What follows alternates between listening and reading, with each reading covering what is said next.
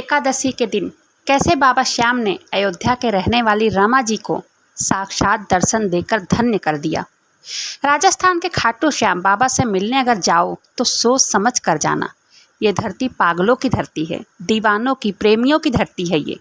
एक बार जो कोई खाटू धाम चला जाता है ना, तब वहाँ से उसका आने का मन ही नहीं करता है। वो वहीं बाबा श्याम के रंग में रंग जाता है। और ये एक तरफा का प्यार नहीं है।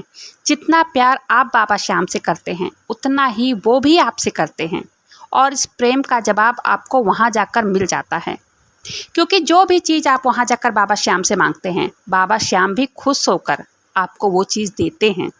और हाँ, एक बार अगर भक्त खाटू धाम जाता है तब वहाँ से आने के बाद ना तो मेरे बाबा का मन लगता है अपने भक्तों के बगैर, और ना ही भक्तों का मन लगता है अपने बाबा के बगैर।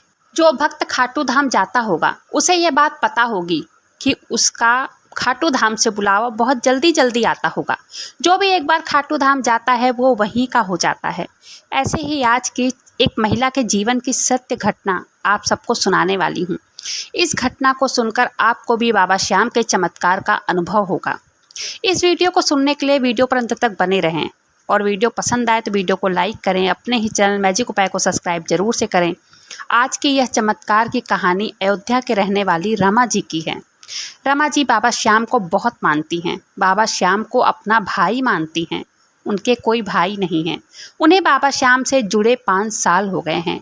लेकिन वो कहती हैं कि 5 साल हो गए मुझे खाटू धाम जाते हुए, लेकिन जो अनुभव उन्हें एकादशी के दिन हुआ वो अनुभव उन्हें आज तक कभी महसूस नहीं हुआ। उन्होंने हमारे साथ साझा किया है अपना ये अनुभव।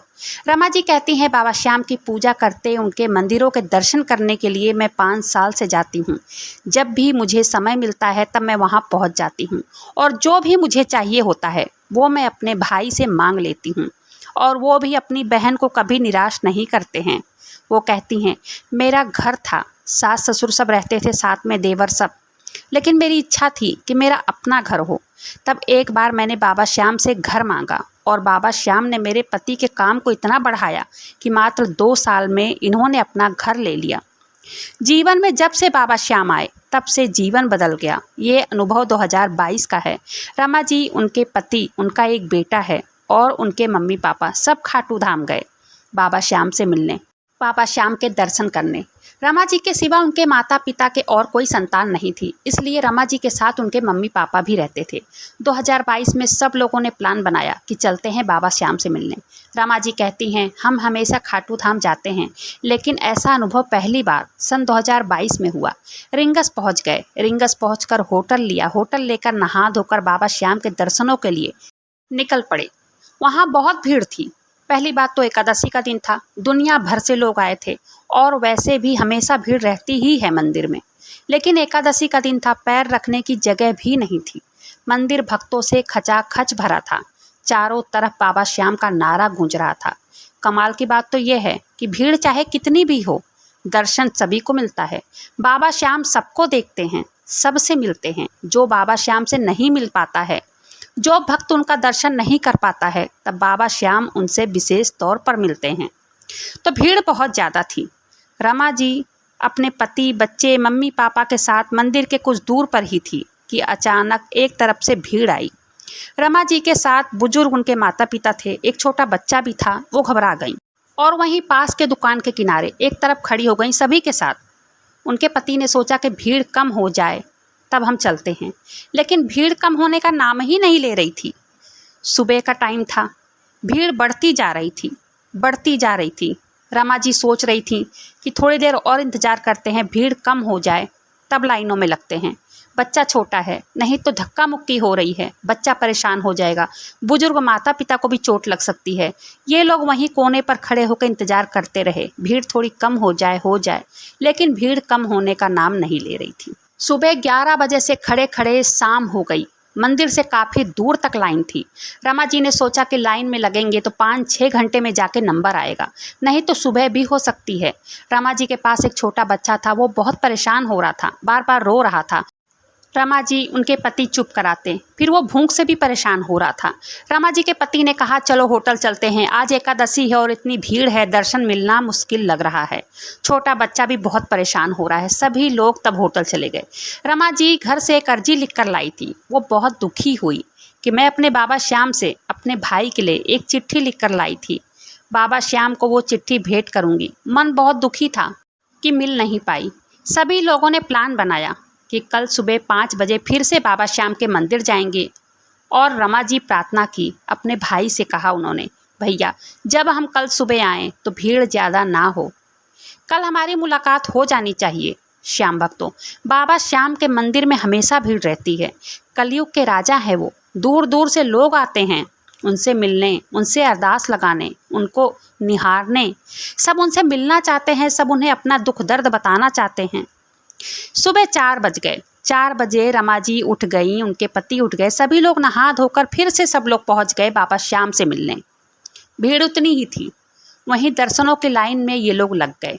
मंदिर में बहुत भीड़ थी। चारों तरफ लोग ही लोग दिखाई दे रहे थे। मन में ये उम्मीद थी कि बाबा श्याम से मिलना है।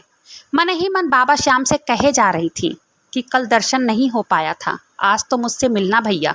आज शाम की मेरी ट्रेन है वापस जाने की, आज ज़रूर मिलना। बहुत सारी बातें करनी है, तुमसे अपनी चिट्ठी भी आपको देनी है।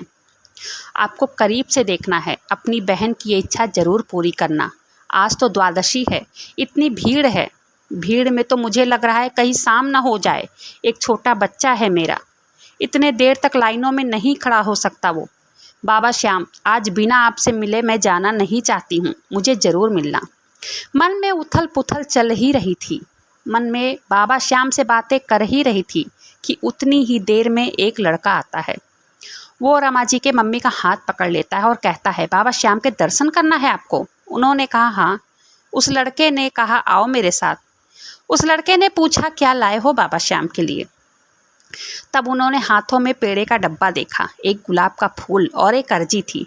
इन सब चीज़ों को वो लड़के ने ले लिया और इन सब चीज़ों को लेकर वो वीआईपी वाली लाइन से निकलकर बाबा श्याम के दरबार के बिल्कुल ठीक सामने, बाबा श्याम के मंदिर के बिल्कुल ठीक सामने पहुंच गया। और ये सब लोग मंदिर के बिल्कुल सामने पहुंच के हैरान रह गए। बस बाबा श्याम को देखे जा रहे थे, बस उन्हें निहारे जा रहे थे।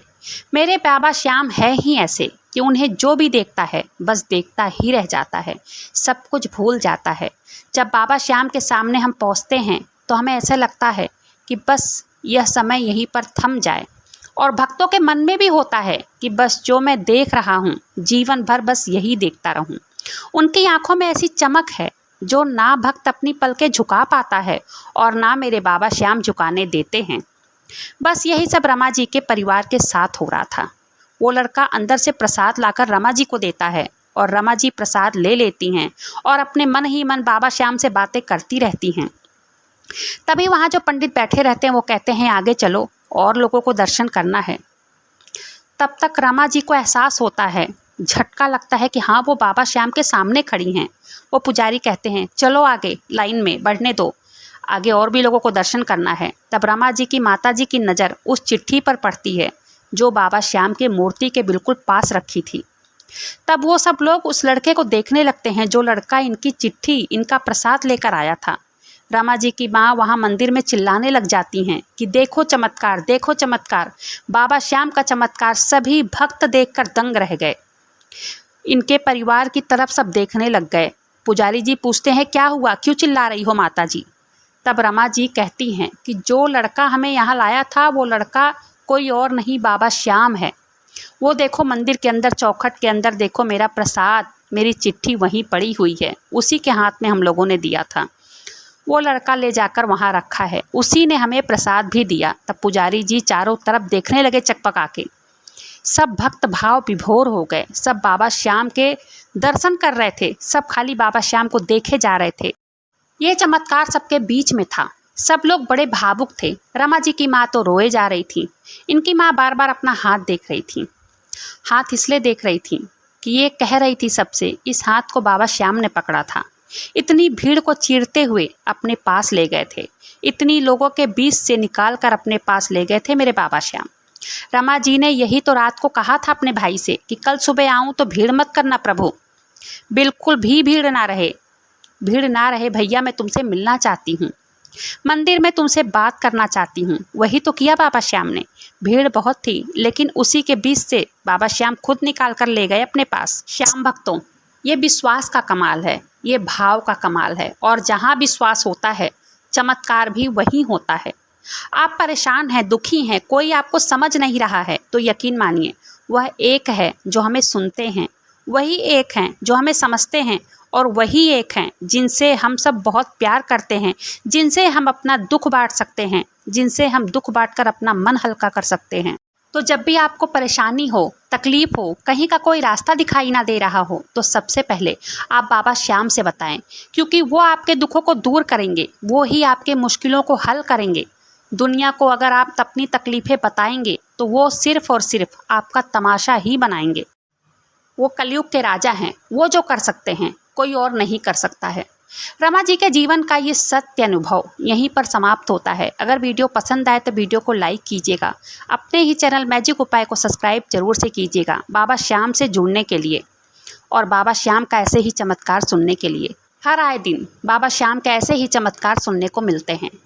कमेंट बॉक्स में बाबा श्याम नाम का जयकारा जरूर से लगाइएगा। मिलते हैं फिर ऐसी किसी वीडियो के साथ, तब तक के लिए जय श्री श्याम, हारे के सहारे की जय हो।